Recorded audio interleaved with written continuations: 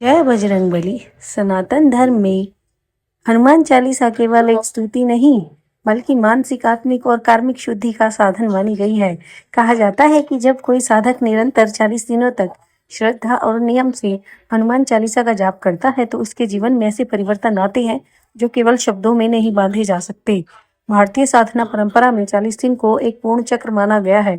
ऋषियों की तपस्या, योग में अभ्यास, व्रत और अनुष्ठान सब में 40 दिनों का विधान मिलता है। कारण यह है कि इतने समय में मन, शरीर और संस्कार तीनों में स्थायी परिवर्तन होने लगता है।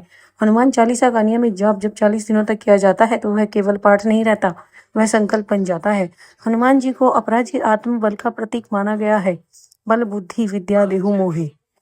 जब साधक रोज इन शब्दों का उच्चारण करता है तो अवचेतन मन पर इसका गहरा प्रभाव पड़ता है। धीरे धीरे डर कम होने लगता है, निर्णय लेने की क्षमता बढ़ती है, स्वयं पर भरोसा लौटने लगता है। बहुत से साधक अनुभव करते हैं वे वही काम करने लगते हैं जिनसे वे पहले डरते थे।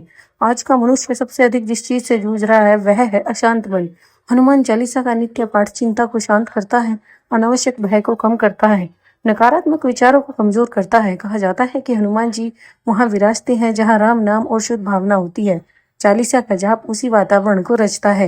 हनुमान जी को अतुलित बलधाम कहा गया है। नियमित जाप से शरीर में स्फूर्ति आती है, आलस्य और जड़ता कम होती है, मन अधिक स्थिर और सजग बनता है। यह केवल आध्यात्मिक विश्वास नहीं बल्कि नियम, उच्चारण और श्वास प्रश्वास का संयोजन भी है जो शरीर पर सकारात्मक असर डालता है।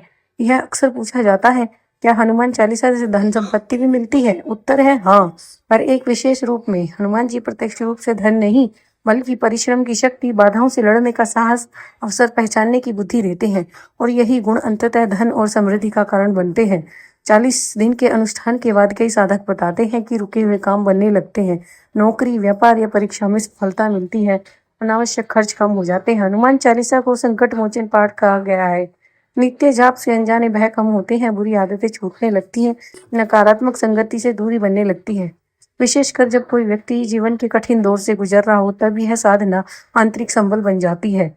यदि इसका पूर्ण लाभ चाहिए तो एक निश्चित समय चुने, एक ही स्थान पर बैठे, साफ मन और श्रद्धा रखें। रोज कम से कम एक बार पूरी चालीसा पढ़ें, बीच में क्रम ना तोड़ें।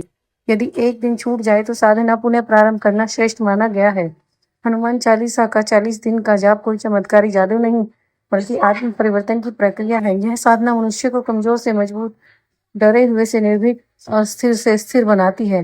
जो उसे श्रद्धा से करता है वह यह अवश्य अनुभव करता है कि हनुमान जी बाहर नहीं उसके भीतर जागृत होने लगते हैं। जय बजरंगबली।